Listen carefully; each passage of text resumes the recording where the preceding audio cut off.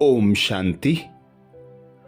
हम मनन कर रहे हैं अव्यक्त वतन से आए उन विशेष भोग संदेशों का, जिसमें बाप दादा ने हम बच्चों को विशेष इशारे दिए अंतिम परिस्थितियों पर विजय प्राप्त करने के लिए, स्वयं को संपूर्ण संपन्न बनाने के लिए।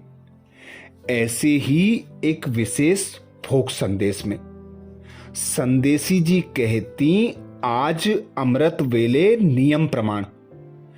जैसे ही वतन में बाबा के पास पहुंची तो बाबा ने मुस्कुराते दिव्य नजर से मिलन मनाया। जैसे मैं बाबा के नजदीक पहुंची तो इतने में देखा कि बाबा के पीछे रोजी बहन खड़ी थी। जैसे कोई पीछे छिपा हुआ होता है फिर अचानक आगे निकलता है, इसी रीति जैसे मैं सामने पहुंची तो रोजी बहन बाबा के पीछे से निकल साथ में आ गई। तो मैंने कहा, रोजी बहन आप बाबा के पास आ गई तो बहुत हंसते हंसते जैसे पंजों पर नाचते हैं वैसे नाचते नाचते कहने लगी, मैं तो अपने बाबा के पास आ गई। आप तो अभी अभी आई हो, मैं पहले ही पहुंच गई। तो बाबा ने कहा, बच्ची आई है तो तुम उससे मिलो। तो वो मेरे से नहीं मिली लेकिन बाबा से चिपक गई, फिर बाद में हमसे मिली। तो ऐसा लगा जैसे वह वतन और बाबा की मस्ती में मस्त है। उसने हमसे कोई समाचार आदि नहीं पूछा, बस बाबा बाबा ही कर रही थी। फिर बाबा ने कहा, चलो बच्ची हम आपको सैर कराते हैं। तो हम तीनों चलते गए तो क्या देखा, जैसे पांडव भवन में बाबा का कमरा है ऐसा ही कमरा था, और जैसे गद्दी पर बाबा बैठते थे इसी रीति से विष्णु मुआफिक बाबा गद्दी पर लेट गए।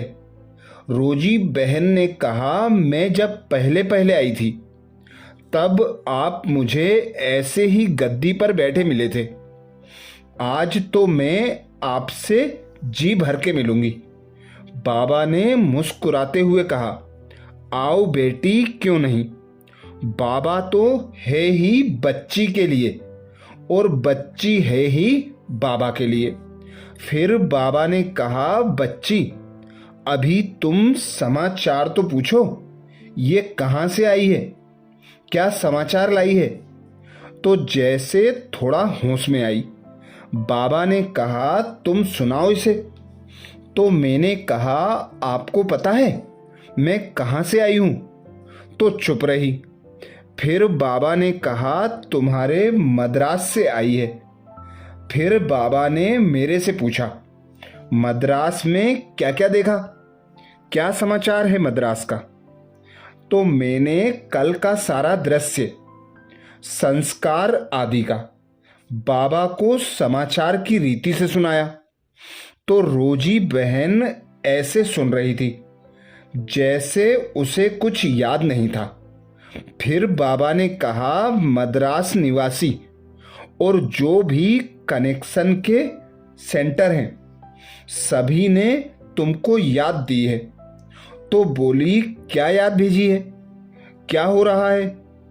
फिर थोड़ा जैसे होश में आई। पहले तो बाबा के मिलन में इतनी मगन थी कि उसको ये भी याद नहीं था कि मैं कोई शरीर छोड़कर आई हूं।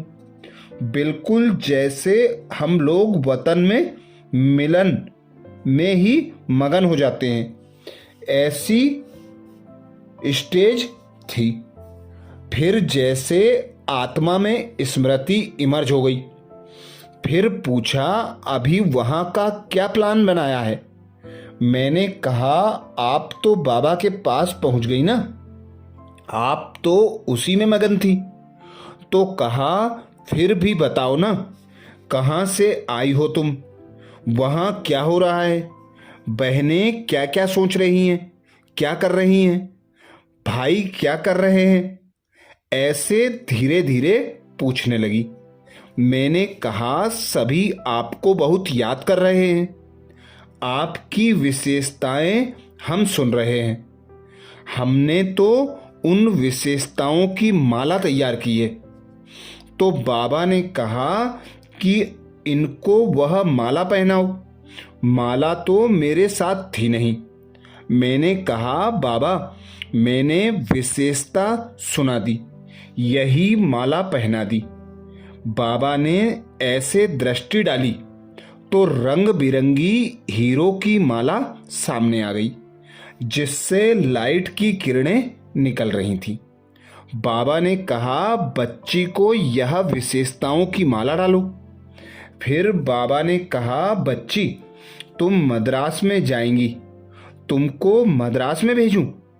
तो कहती है, बाबा मैंने मद्रास की बहुत सेवा कर ली, अब तो मैं आपके पास ही रहूंगी।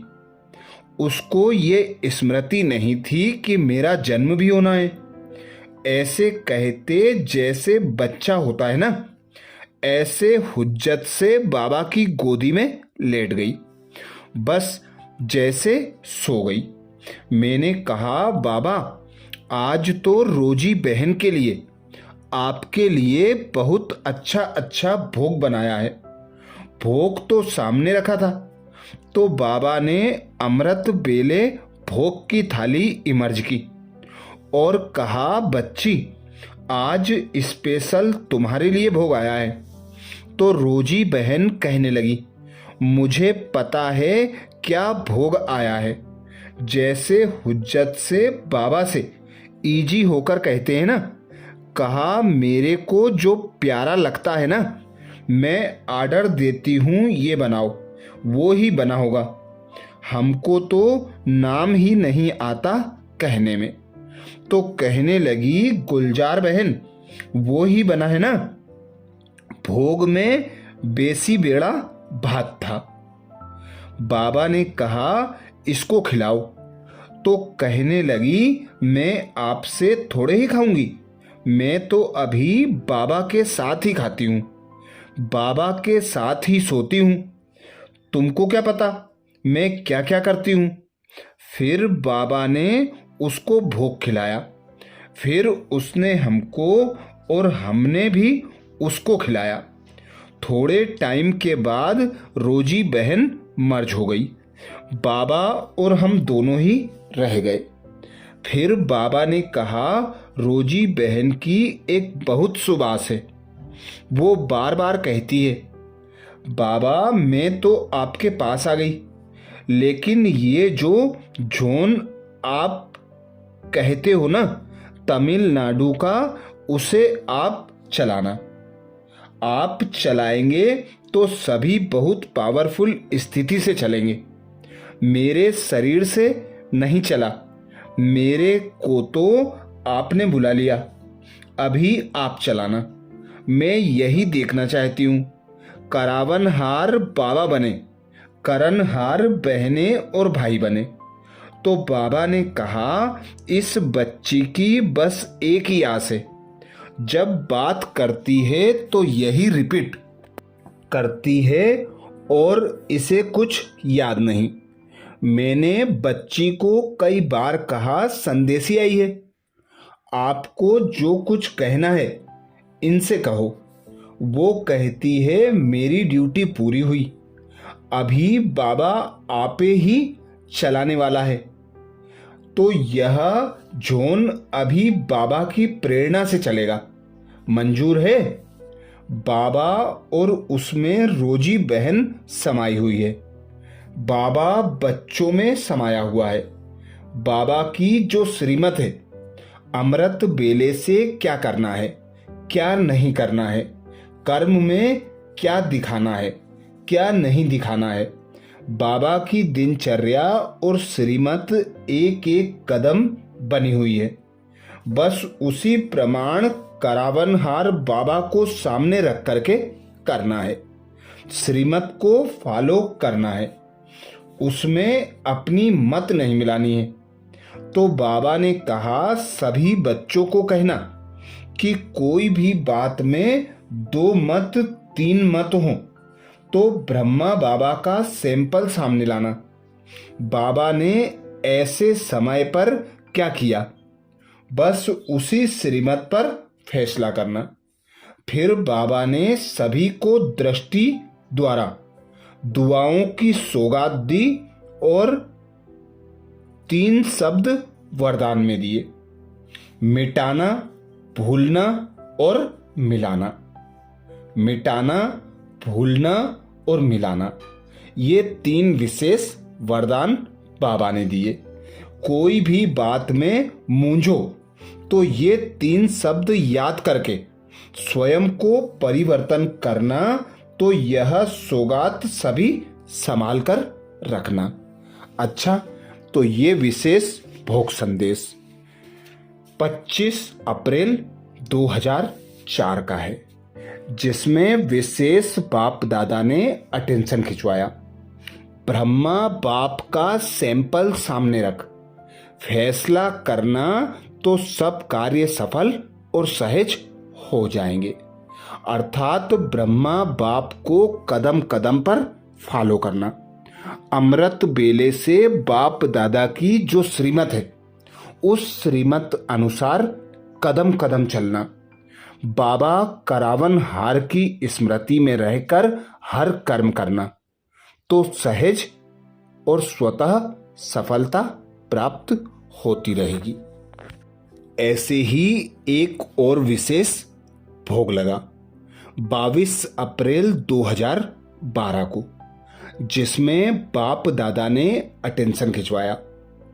दिल में कमजोरी की लीकेज को महसूस कर स्वयं को बदल दूसरों को बदलो। संदेशी जी कहती, आज अमृत बेले योग में बैठी थी तो बाप दादा ने अपने पास बुला लिया। मैं भी सदा के सदृश्य आप सबकी याद लेते हुए पहुंच गई। क्या देखा कि जैसे सूर्य की किरणों की सकाश स्वतः ही चारों ओर फैल जाती है, ऐसे बाप दादा की सर्व शक्तियों की किरणें सर्व बच्चों पर पड़ रही थी। सर्व बच्चों का वायुमंडल बहुत प्रसन्नता का बन रहा था। कुछ समय तो मैं भी बाबा के साथ उसी शक्तिशाली स्थिति में अनुभव में समा गई। थोड़े समय के बाद बाबा की दृष्टि मेरे ऊपर पड़ी और बाबा मुस्कुराते हुए बोले, आओ मेरी दिल तख्त नसीन राज दुलारी बच्ची आओ। यह परमात्म मिलन का अतीन्द्रिय सुख तो केवल अनुभवी ही जाने। मैं तो अति अमूल्य बाहों के झूले में झूल रही थी। थोड़े समय के बाद बाबा बोले, बच्ची मधुबन का समाचार क्या चल रहा है? मैं बोली, बाबा अब मीटिंग वाले गए और अभी अकाउंट वाले आ रहे हैं।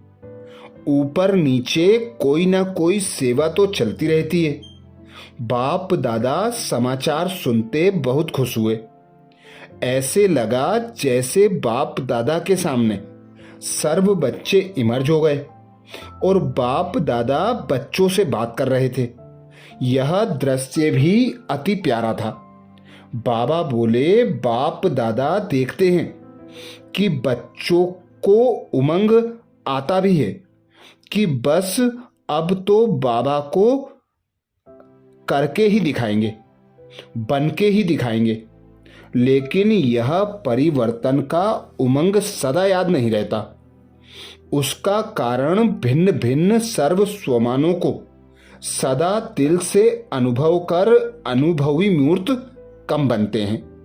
जानते हैं, समझते भी हैं, लेकिन दिल से रियलाइज कर अनुभव के नशे में रहना वह कम रहते हैं। दूसरा, अपनी छोटी छोटी कमजोरियों को जानते हैं लेकिन दिल से रियलाइज नहीं करते, चला लेते हैं, अलबेलेपन से टाल देते हैं। यह तो चलना ही है, होता ही है, ठीक हो जाएगा। लेकिन अब समय प्रमाण दिल की कमजोरी की लीकेज महसूस होनी चाहिए कि अब बदलना ही है और बदलने का वायुमंडल बनाना ही है। यह नहीं बदले लेकिन मुझे बदलकर दिखाना है। बाप दादा इस बात पर मुस्कुराते हैं। समझदार बच्चे समझते भी हैं कि यह बुरी चीज है। तो क्या बुरी चीज को दिल में संभाल कर नॉलेजफुल बच्चे रह सकते हैं? तो दिल में संभालना नॉलेजफुल बच्चों का काम है। उसके बाद बाबा बोले, आज बच्चों पर बहुत स्नेह आ रहा है। बाप ने तो हर बच्चे को जन्मते ही मास्टर सर्वशक्तिवान भाव का वरदान दिया है। उन शक्तियों को प्राप्त हुए वरदानों को वरदान के रूप में कार्य में लगाओ। हर शक्ति को वरदाता के वरदान के स्मृति स्वरूप बन। आप आर्डर करो तो हर शक्ति समय पर ना आए, यह हो नहीं सकता। ऐसे कहते बाप दादा को हर बच्चे के प्रति इतना प्यार इमर्ज था, वह तो दृश्य देखने वाला था। उसके बाद बाबा को मीटिंग का समाचार सुनाया कि बाबा मीटिंग बहुत अच्छी रही। बाबा ने कहा कि यह आपस में मिलना जरूरी है, लेकिन जो वीआईपी का प्रोग्राम मधुबन में बनाया है उस पर बाप दादा का विचार है कि हर एक जोन पहले अपने ही जोन में जहां बड़ा स्थान है वहां अपने सब जोन के वीआईपीज को इकट्ठा करे, तो अनुभव हो जाए कि कितने और किस क्वालिटी वाले हैं। अगर कोई जोन के सेंटर बहुत दूर दूर है तो वह 2 स्थान फिक्स करें, तो मालूम पड़ जाए कि क्या क्वालिटी है और कितना आने वाले हैं। उन्हों को टेम्पटेशन मधुबन की पहले देवें, लेकिन पहले वहां इकट्ठे हों और सबको बाप की विशेष पहचान और मधुबन की विशेषताएं सब सुनाएं, तो वे यहां से ज्यादा लाभ उठा सकेंगे। ऐसे इशारा देते बाप दादा ने सब निमित्त सेवाधारियों को बहुत बहुत दिल की याद और प्यार दिया। हमें भी दृष्टि देते हुए स्थूल वतन में भेज दिया। अच्छा, तो ये विशेष भोग संदेश बाबा ने हम भाई बहनों को दिनांक 22 अप्रैल 2012 को सुनाया था, जिसमें विशेष बाबा ने अटेंशन खिंचवाया। दिल में कमजोरी की लीकेज को महसूस कर स्वयं को बदलो और दूसरों को बदलो। अच्छा, ऐसे ही और विशेष भोग संदेशों के लिए बाबा के चैनल को सब्सक्राइब करें और ज़्यादा से ज़्यादा भाई बहनों तक वीडियो शेयर करने की सेवा जरूर करें। अच्छा, ओम शांति।